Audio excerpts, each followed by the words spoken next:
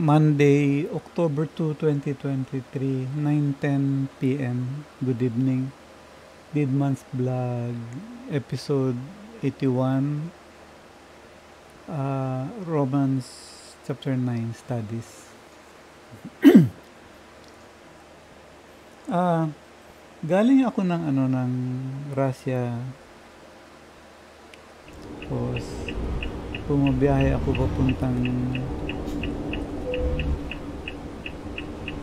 saan ba ako papunta? Papuntang Spain. Meron akong dalang cargo na ano ba yung dala kong cargo? Check ko lang.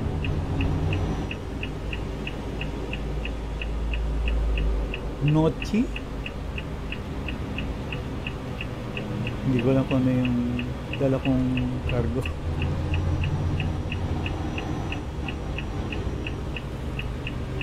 Anyway, hindi naman two part ng hindi naman two part ng study, ng discussion natin kung ano man yung dala nitong truck ko. Oops. Ayan, nagbigay isa.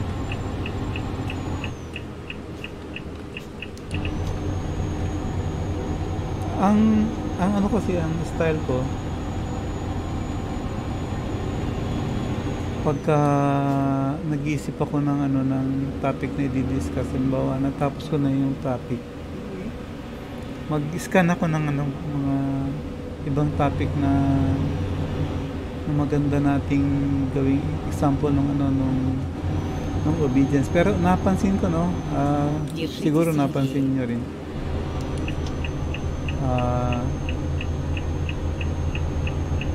wala na tayong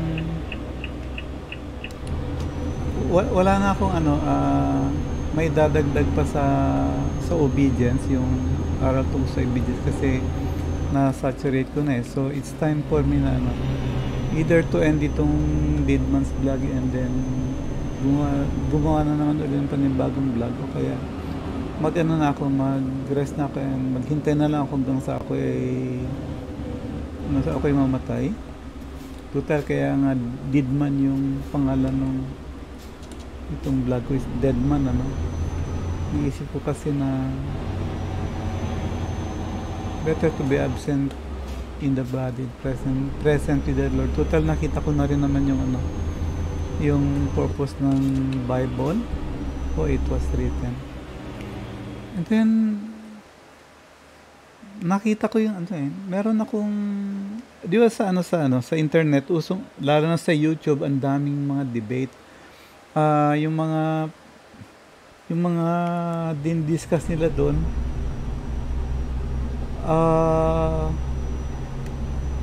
tayo bilang mga ordinaryong tao na wala naman tayong pinag-aralan, di tulad nila na may mga PhD sila sa theology, nag-aaral sila sa mga prestigious na Bible schools.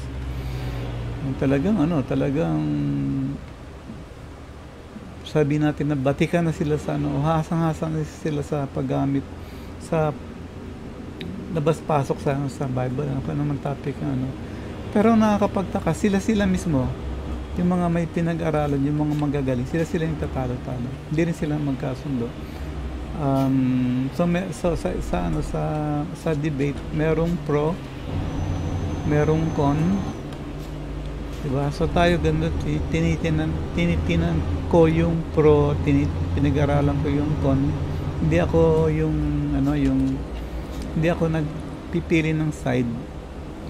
So kasi ito yung nakita ko na all religion na na-establish na pinagbabase ang teaching lang Bible, marami silang turo na tama, tama yung turo nila, kaya lang meron din silang mga maling turo. So ang ginagawa ko, yung mga religion na nagtuturo ng something na tama, tinitinan ko yung tama, and then ina-add ko yun sa aking study, yung ina-add ko siya dito sa aking study. Kaya nga itong aking stop that.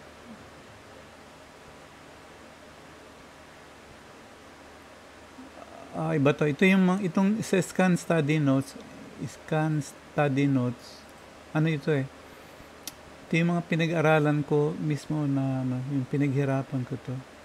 Ako nag-analyze akong tungkol sa Bible, sa Biblia, at hindi ko tinitingnan kung ano yung sinasabi sinasabi ng mga religion about. So I studied it on my own, but it is based also upon yung mga bagay na pinagtatalo nila. So marami to, no. Ito yung nakita ko sa YouTube. Ano ba yung pinagtatalo nila? Ito. Yung The Rise and Fall of Dispensationalism. Ito kasi, may sumulat nito, no? Si Daniel Hamel. Hindi. Okay, yung Daniel Hamel yata yung author. At yung nag-interview sa kanya si Albert Mohler. Ngayon, si Albert Mohler, sinagot naman itong why Albert Mohler is wrong about dispensationalism. So, meron siyang, kung makikita ninyo yung ganito, 1, 2, 3, 4, 5, 6. Meron siyang na resources speaker. Ito yung mga dalubhasa dun sa dispensationalism. So, nagkaroon sila ng, kasi hindi to debate, kasi separate ito eh. Itong si Albert Mohler, gumawa siya ng interview dun sa author ng book na ito. And then, yung after mapanood nito yung nilalaman nito, kasi concern siya, no? Ang dispensationalism kasi is bread and butter ng grupo. So once na masira to, mawawalan ng saysay yung kanilang grupo. And then ito namang group na to, hindi ko lang alam kung ano sila, no. Gusto ko sanang ito yung discussion tungkol sa dispensationalism, kaya lang ang mahirap kasi nito, no, una-una, ang alam ko lang sa dispensationalism, yung tinuro sa akin nung bata pa ako. So, hindi ako updated. Pero from time to time, bumibili rin ako ng book about dispensationalism. Kaya ang problema nang sa akin, bili nga ako ng book, pero pag nakuha ako ng book, di ko naman binabasa. Kasi, ang binabasa ko lang, yung kumuha sa attention ko, no, na sinabi ng book na to na ganito. So, ang gawin ko, bibili ako ng book kasi be-verify ko kung yun nga yung sinabi kung yun nga yung at nawala siya. Kindle. Bakit? Kung totoo nga yung sinabi ng ito. So, bumili ako ng book ni Schaeffer. So, sa book ni Schaeffer, dito ko, ang narinig ko kasi, no, which is tinuro rin sa akin nung kabataan ko, na ito yung the creatures of God viewed dispensationally, no. So, 4 ang create daw ng Diyos, yung angel, Gentile, Jew, Christian. So, ni-research ko to. Kasi sa akin, yung sa akin pag-aaral, dalawa lang yung creature na create ng Diyos na may thinking. Yung angel at saka yung man. Pero dito sa book na to ni Schaeffer, hinati niya ang man sa Gentile, Jew at sa Christian. And this was done kasi nga na-influensya ng Jew yung group, yung Christianity. Kasi gustong makuha ng mga Jew yung kanilang preeminence, no? So pinili sila. So ang naging topic nitong nung Book of Dispensationalism, yung mga Jew will inherit the earth at yung mga Christian naman will inherit heaven, while the Gentiles will go to hell and the angels yung kalahati. So ganun, kasi pag sinabing Gentiles, this could be kasi kinategorize sila as Gentile as not as Christian, kasi only Christian will go to heaven, so in Gentile hindi. So ito, Ma maraming ano 'to, maraming topic ito pero hindi ko na nga 'to binili ko lang for reference kung meron man akong gustong malaman na if this is really taught do'n saka ko ginagawa. Kasi I never say something na hindi ko naman ano, hindi naman ako sure. But hindi naman itong topic natin 'no, gusto ko lang ipakita na pagdating sa time natin ngayon 'no, ano all informations are available for us kahit hindi tayo graduate ng Bible school. Yung nga lang, kailangan lang natin magbityaga. And then, yung reliance sa Panginoon na yung ginagawa natin is not to destroy something, but to build up something.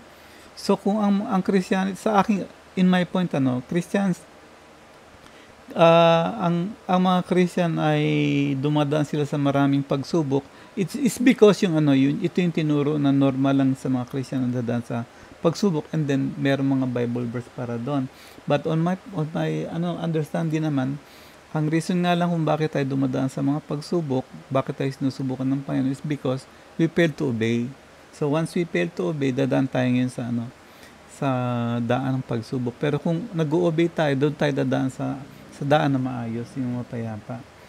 So nung kakahanap napaabot ako sa Romans 9.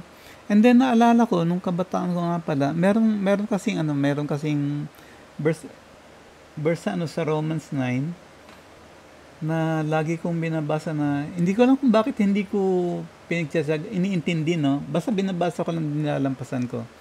Ito yon, yung as it is written, Jacob have I loved, but Esau have I hated. And then ngayon ko lang nalaman na ito palang verse na to ay ginagamit ito ng ibang group, most especially mga Calvinist, no, to strengthen their doctrine ng election. What is the doctrine of election? Kung hindi ka elected, kahit na anong gawin mo, hindi ka maliligtas.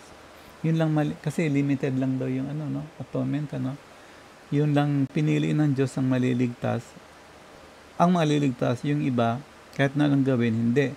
And then, sa kakaskan ko ng mga teachings nila, meron pang isang, hindi ko narinig sa Calvinist, pero narinig ko doon sa nag-study nung lecture ng Calvinist na ang lumalabas ay, kaya wini-witnessan yung mga hindi pinili, para pag tinapon sila sa impyerno, pag nilagay na sila sa lugar na walang Panginoon, mas matindi yung malalaman nilang sakit dahil tinakwil nila ang Panginoon. Pero ang nakakainis doon wala naman silang magagawa Tinakwil nila sa Panginoon sa aral, sa turo na, dahil prinogram sila ng Panginoon na itakwil ang Panginoon.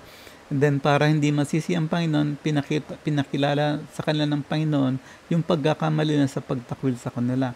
Pero kawawa naman sila. And then, itong verse na to. So, time ni Sarah, tapos kinausap siya ng Panginoon, Sabi ng Panginoon, the elder shall serve the younger, as it is written, Jacob have I loved, but Esau have I hated. So, hindi pa daw pinapanganak yung dalawang magkapatid.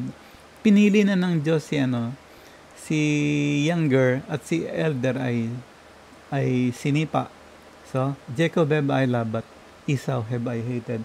And then, yung word na hate, yung ginamit sa Greek, it is miseo, misery.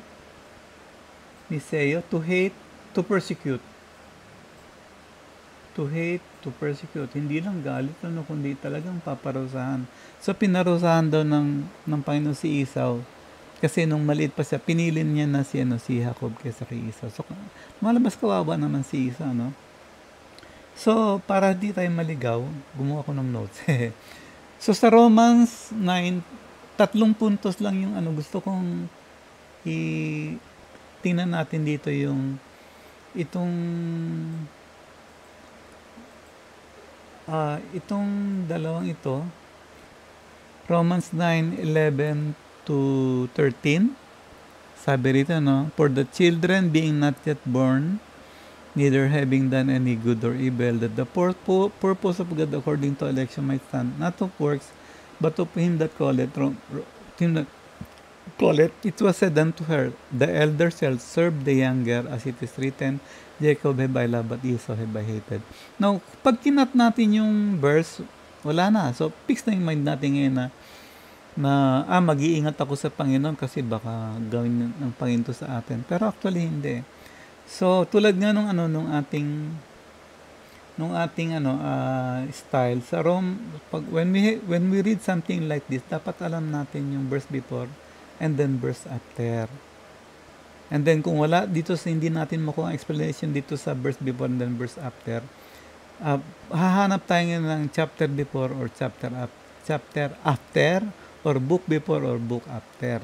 So hindi tayo titigil at hindi natin makita yung sagot. Hindi tayo pupunta sa si expert na ganito, anong tinuro niya rito, si expert na ganito, anong inaral niya rito. Hindi.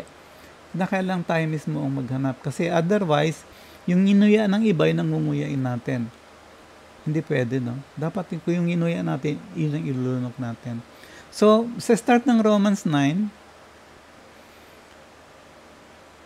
ito yung makikita natin din yung heaviness of heart ni Paul sa mga sa kanyang mga kamag-anak sa mga Jew. No? Kasi pinagmamalaki nila na sila ay ligtas kasi seed sila ni Abraham. So hindi na sila kinakailang lecturean ng mga Christian kung paano maligtas. Kasi ligtas na sila, ang gagawin nila, nasusunod sila sa law para ma-maintain yung kanilang kaligtasan. Otherwise, malulos na yung kaligtasan nila.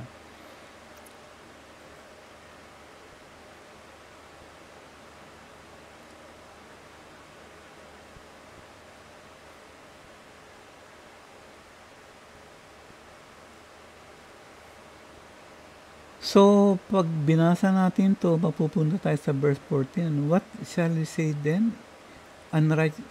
What shall we say then? Unrighteousness with God? God forbid. So, ito yung ganitong sentence, ganitong sulat, magkakaroon tayo ng doubt sa Panginoon, di ba? Pero sabi ni Paul, hindi. And then, nag-move tayo dun sa second quotation ko na pinili ito, yung sa 15 hanggang 18, ang sabi rito, For he said to Moses, I will have mercy on whom I will have mercy. So, andyan ngayon yung sovereignty of God pumapasok. Again, kung nag-cut tayo ng verse, ang magiging intindi natin yan ay sovereignty of God. Kasi, pag binigyan ka ng mercy, yung pipiliin lang ng Diyos ang may mercy, yun lang bibigyan ng mercy. Yung hindi niya napili, hindi niya bibigyan ng mercy.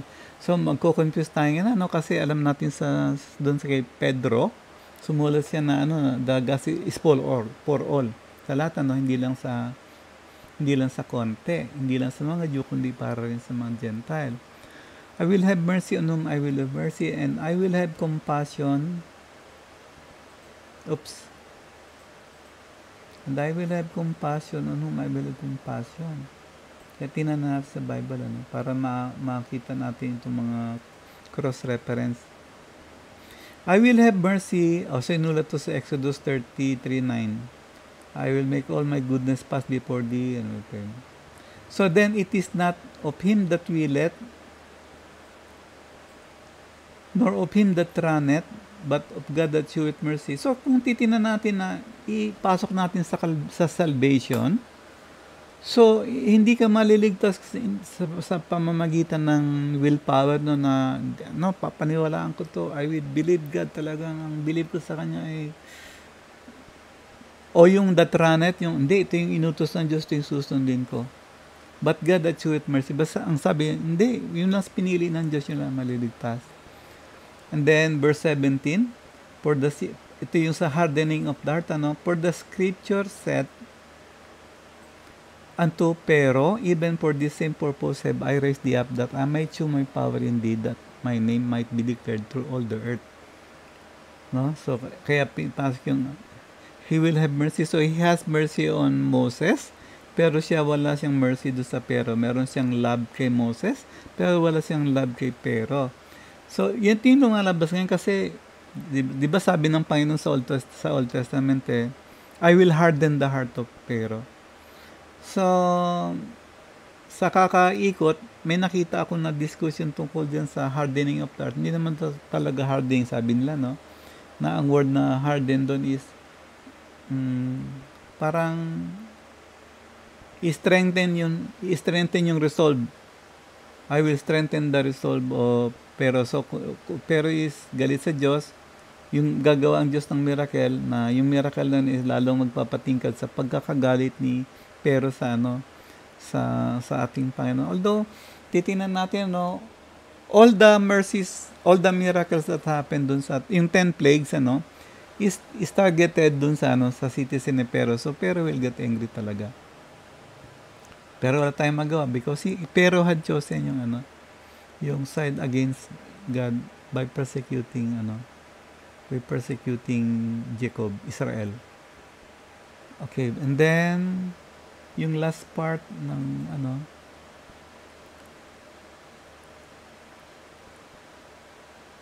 30, biglang bawi ni Paul, what shall we say then, that the Gentiles which followed not after righteousness?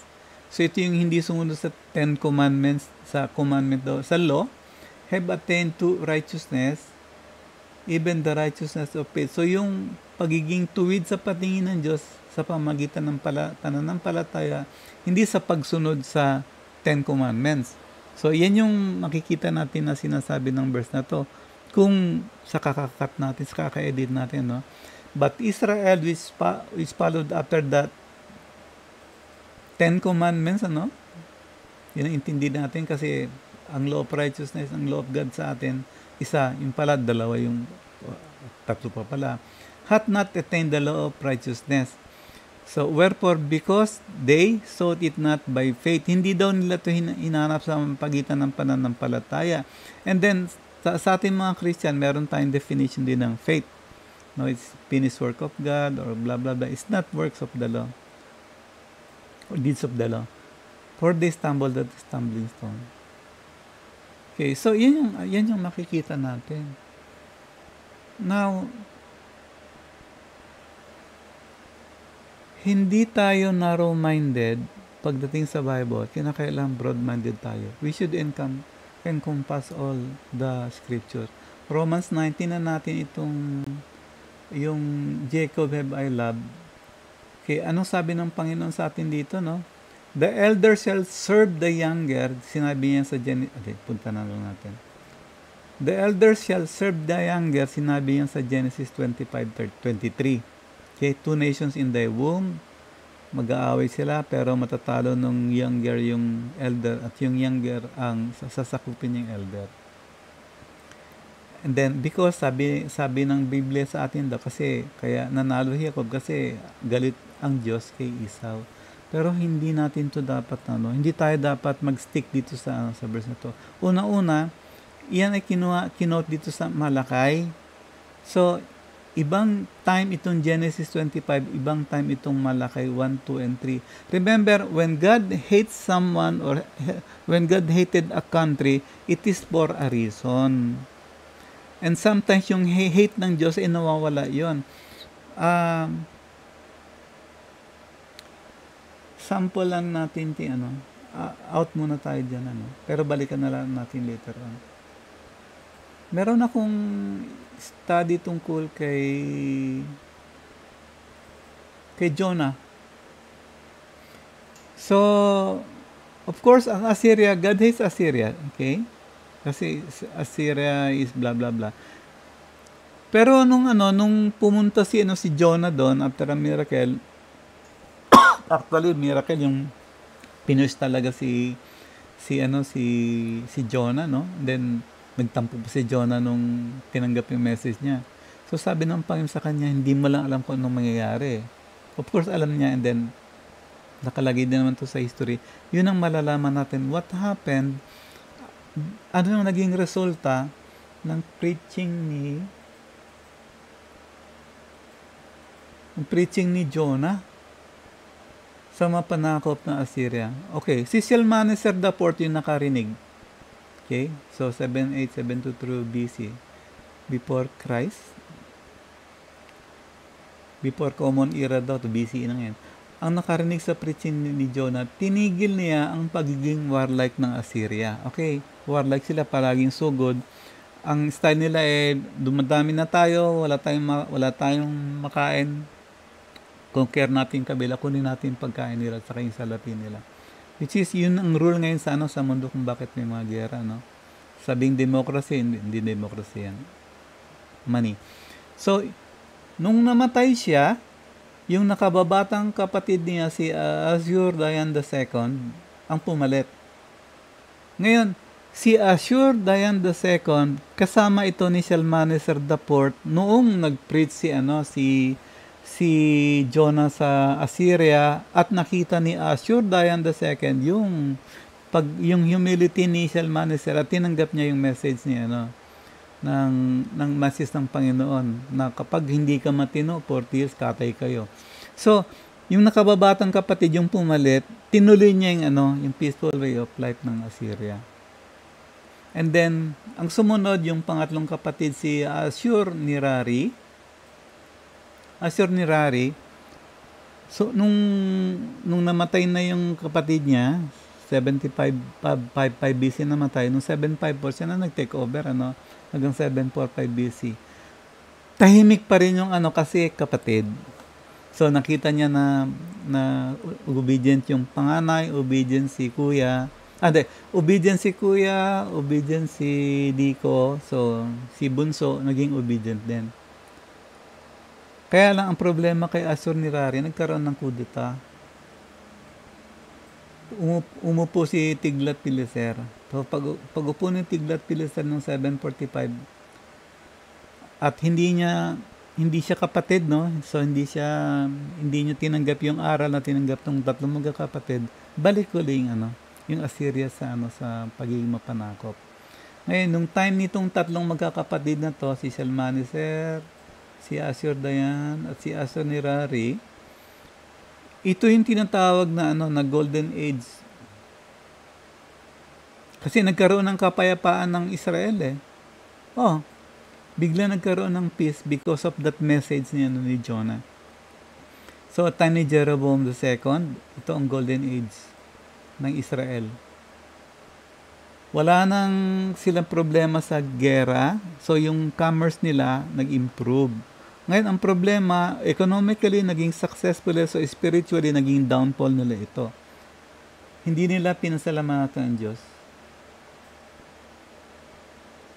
So, tinulig sila ng mga propetang si Amos, Hosea, dahil lalong naging unfaithful ang Israel because of their karangyaan. Hindi ko matandaan yung parang anime ang picture sa kanila nitong propeta na naglagay para pig, no? May mga borloloy. So 732 BC sinakop na ng Assyria ang Israel. Tapos time na ni Tiglath-Pileser 732 BC, and then 10 years later sinira na ni Sargon II ng Israel. Ngayon ang Judah naman dapat natuto sa nangyari sa Israel. Hindi rin sila natuto, so dinivorce din sila ng Panginoon at sila ay sinakop din ni Nabucodonosor II noong 597 BC.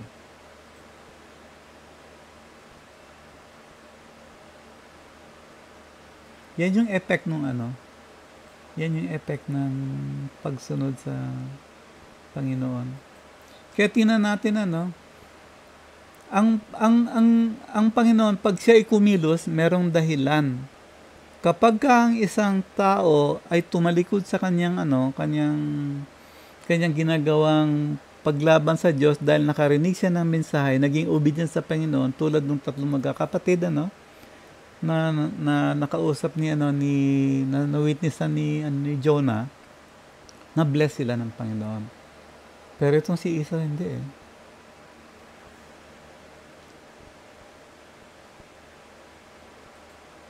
Hindi Tingnan niyo yung sa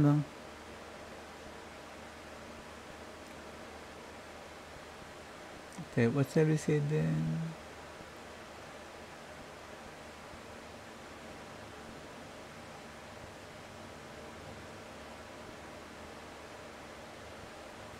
Saan ba yun?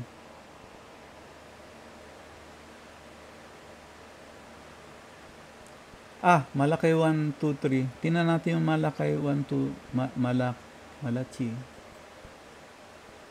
No, no, no. Hindi Malakay. Obadiah. Ito kasing as it is written, Jacob have I loved, but Esau have I hated. Nasa Malakay, Malachi.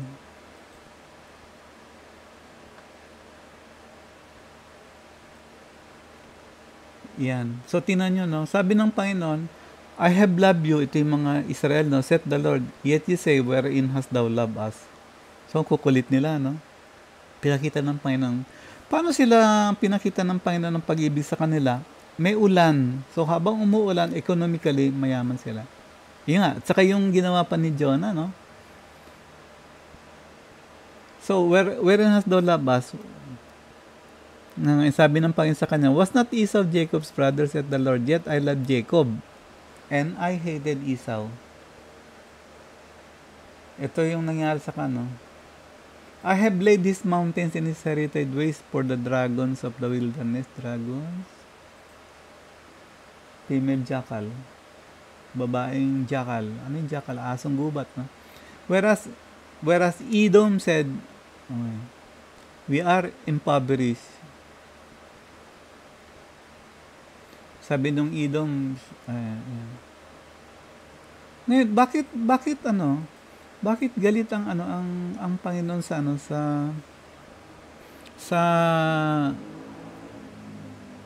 bakit nasabi sa Malakay na I hated Esau? Bakit sa doon pa lang sa tiyan ay nabanggit na ng Panginoon na he hated? Because of what Edom did, dahil sa ginawa ni Edom. Kaya pag binasa niyo itong book ng Obadiah, makikita ninyo rito yung dahilan kung bakit, why God hated through Obadiah, God said why he hated Edom or Esau. Kasi Edom and Israel magkapatid. Pero instead of Edom helping the brother, siya pa yung mismo nag-persecute. And at the time na pine-persecute ang Israel ng other country, Edom stood aside. Hindi siya tumulong.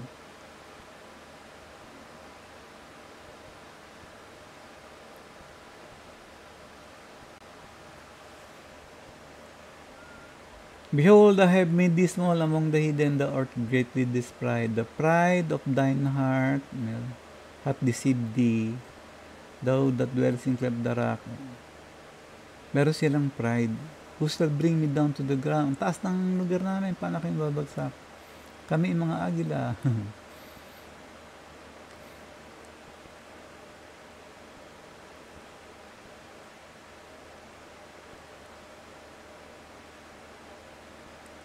Ito yan. Verse 10,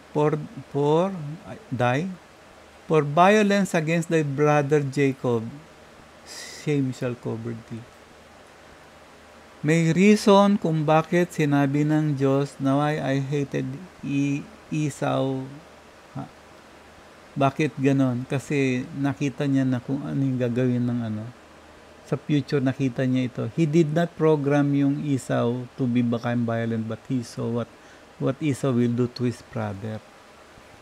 At alam din ng Diyos na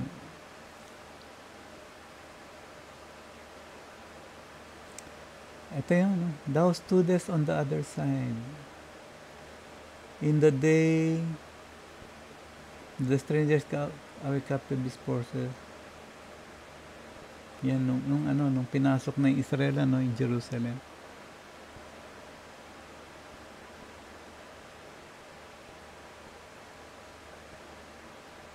So, lahat merong reason. When God says something, we should not interpret it yung the way man interprets it.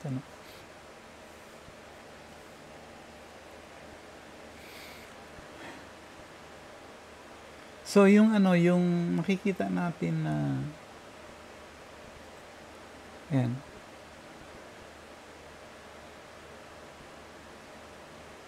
May reason. For he said to Moses, I will have mercy on So dito naman napansin niyo yung yung kay Pero, 'di ba? Itong kay Paraon.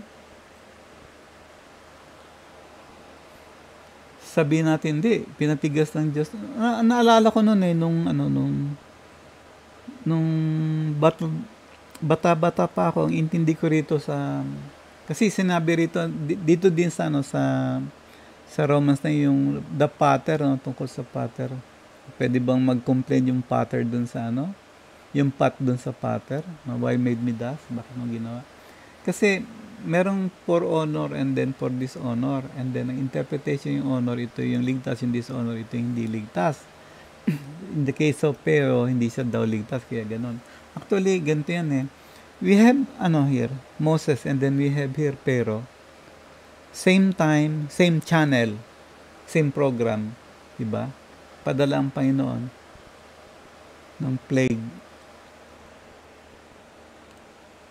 Because Moses is obedient to God, yung sinasabi natin pagsubok, strengthen him. Bakit? Kasi obedient siya eh. So pag obedient ka, pag tinutulak ka ng Panginoon, kung di ka kumokontra, sumasabay ka sa tulak, kaya lumalago ka.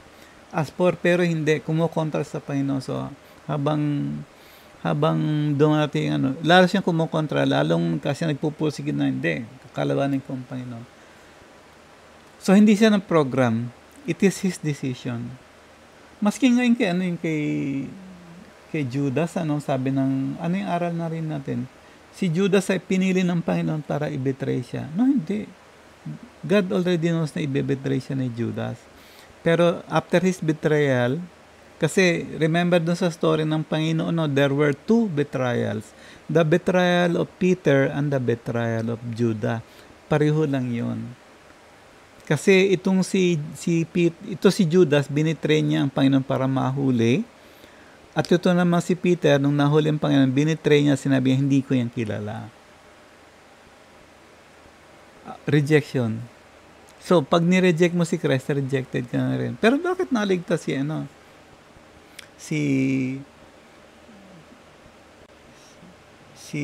Peter? Kasi nga, nanumbalik siya nung kinus siya ng Panginoon. But as for Judas, no chance siyang kausapin ng Panginoon kasi ginudge niya ang sarili niya. Kung hindi niya ginudge ang sarili niya, kung di siya nagpakamatay,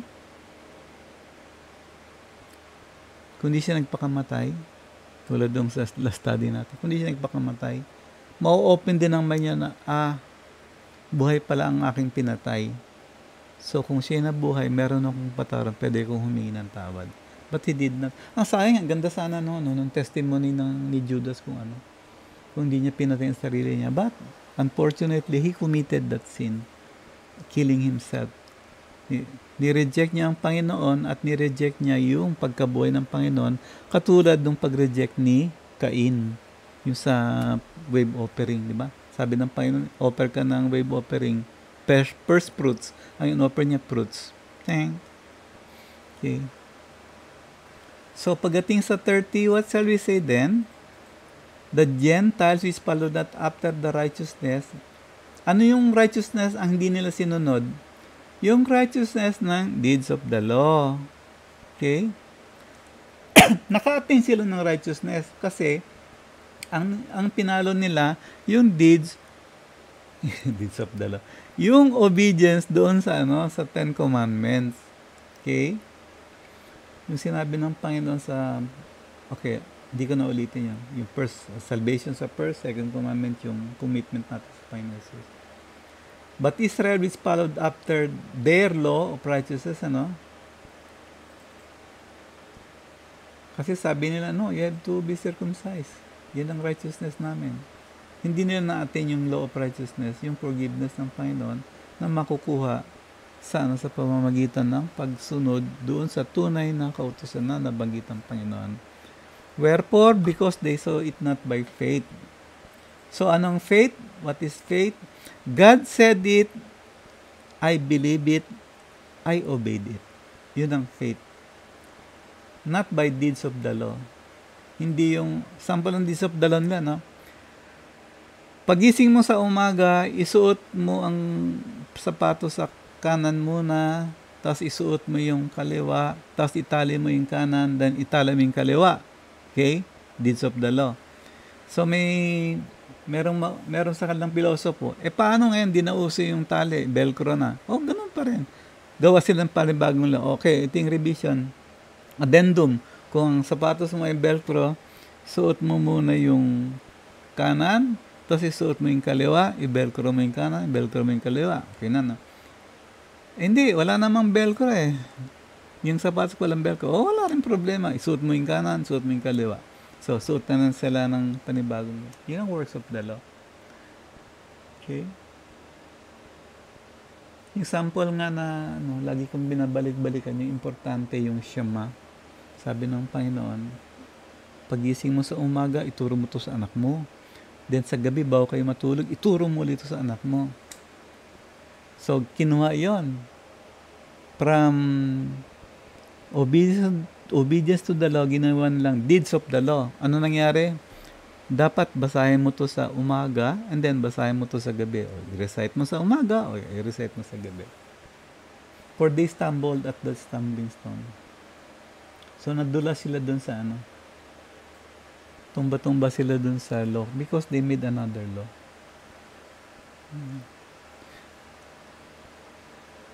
So sa ngayon kasi merong malaking problema ito pagdating sa isang pastor kung ituturo niya ang obedience sa law. Unang-una, pag nagturo siya ng obedience, sipa siya sa church. And then pag nasipa siya sa church, babalik ulit siya dun sa hanap buhay niya kasi wala nang church na tatanggap sa kanya. Not unless na magtayo siya ng sarili niyang church. Okay? So, ngayon, ako kasi ang style ko, for peace sake, kapayapaan. Kaya sinasabi ko sa mga sa mga pastor, hindi sa mga member. Kasi mga pastor, naalala ko tong sinaaman eh. So sa 2 Kings chapter 5, may account doon itong sinaaman. So basahin nyo na lang sa 2 Kings. Basahin nyo na lang, tapos bubuksan ko rin. 2 Kings 5.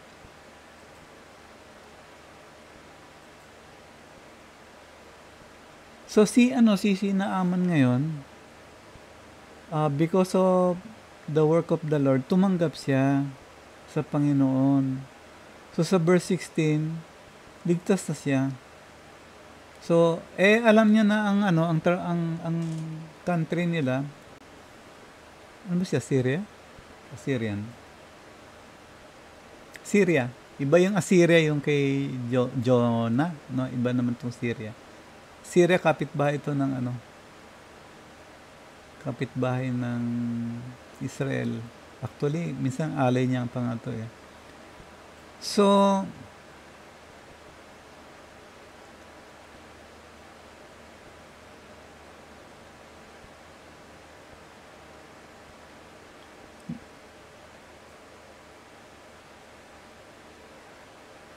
yung last part ng verse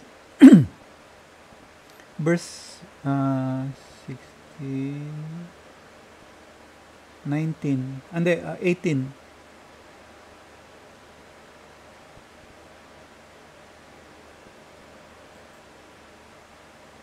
So tingnan natin yung sa 16, 16, 17, and Naaman said,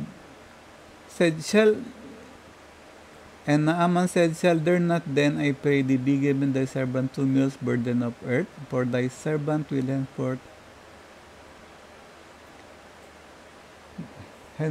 henceforth offer neither burnt offering nor sacrifice unto other gods, but unto the Lord. Okay, kilala niya ng Panginoon. So sabi niya, worship ko rin Panginoon. Ngayon, ang Panginoon kasi sabi niya, pwede nyo lang ako i-worship doon sa lugar na i-designate ko. Kung saan ako pumirma. So pumirma siya dun sa Jerusalem, yung nakita ni David. Other study na yan. So nakita ni David ito. Dito ko itatay. Dito bibiling ko yung lupa kay I forgot the name ng may-ari ng lupa. Itatayo yung temple doon. So tinayo doon ni tinayo ni anak niya ni Solomon. So sabi ni Naaman sa time nito ni after time ni na David at ni Solomon, sabi niya, gusto kong bigyan mo ako ng kahit na 2 mules na kayang burden ng lupa, na kayang buhatin ng 2 mule. Kasi kung mag-o-offer ako ng sacrifice, pero tatayo ako doon sa lupa, hindi na doon sa lupa ng So kasi galing sa Jerusalem, so ang thinking niya, galing sa Jerusalem to, so spiritually, I will be standing in Jerusalem and offering my sacrifices unto God. Okay?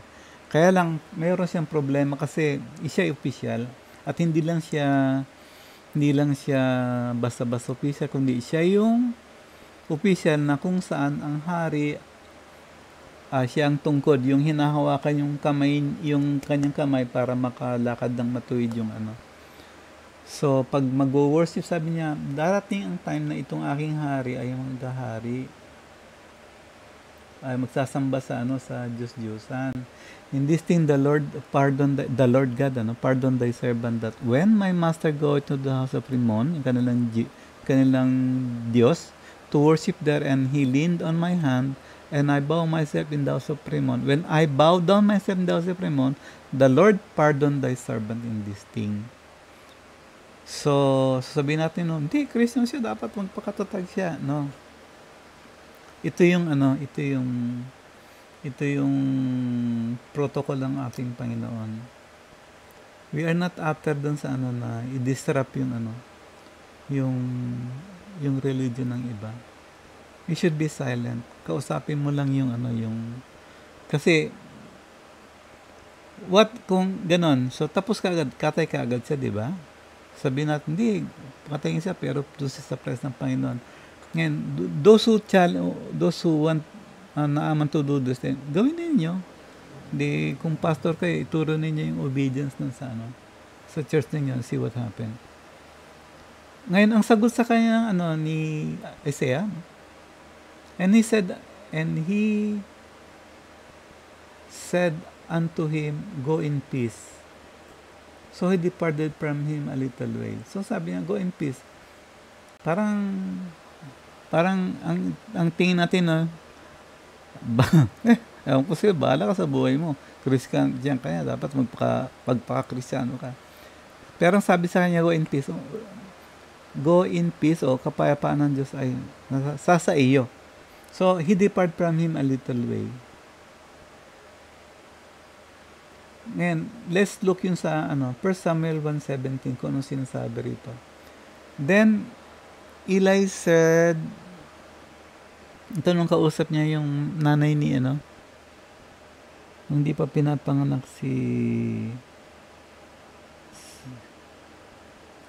ay nako, siya yung yung Samuel, yung the prophet Samuel, yung nanay niya, sabi sa kanya, then Eli answered and said, go in peace, and the God of Israel grant thee thy petition that thou hast asked of him. So, nung sinabi sa kanya ng prophet na go in peace, the God of Israel grants your petition. Kasi alam ng Diyos yung kalagayan ni Naaman. And Naaman will play, although hindi natin alam kung ano naging role niya dun sa when he became kung siya ay naging witness sa king ng Assyria, probably, kasi hindi naman later on si Naaman lumaban na sa Israel or yung king niya. So Naaman said, so ang sabi ni Naaman, in short, paano yan? Yung boss ko, sasama niya ako dun sa sa mga lakad niya at sa pagpasok sa church. Sana patawarin ako ng Panginoon kung kapag ka nag-pray yung ang aking king, pag yumuko siya, yuyuko din ako. In honor dun sa king, but not in honor dun sa dun sa God na wino-worship ng king. Para yung king na kanyang sinisibihan ay hindi malagay sa alanganin. Kasi kung trusted niya si Naaman, and then Naaman starts yung lumaban sa king, sino pa ang pagkakatiwala ng king, no? So, magandang ano, alam nyo ba na pinakamagandang second in command ng isang unbeliever ay yung Christian? Maraming instances na ganito na ang boss ay hindi Christian pero yung kanyang assistant ay Christian. Maayos yung pag-handle, very peaceful. Kasi nadadala ng faithfulness, ng obedience ng pangalawa, ng second in command, yung kanyang baba. And then yung honor ng Panginoon ay nakikita ngayon nung first in command na, okay pala pagka-Christian ang kasama. So, he said, go in peace.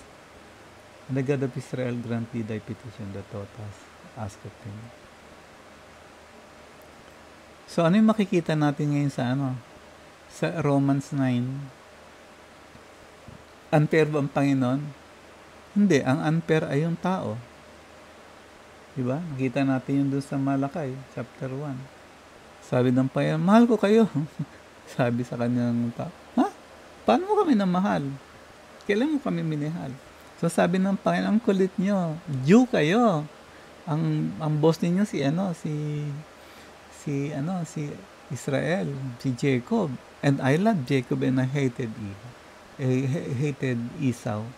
So my love for Jacob, my love for you. Totoo yun, di ba? Kasi pinadala ng Panginoon ng kanyang bugtong na anak para sa lost tribe, sa lost Israel.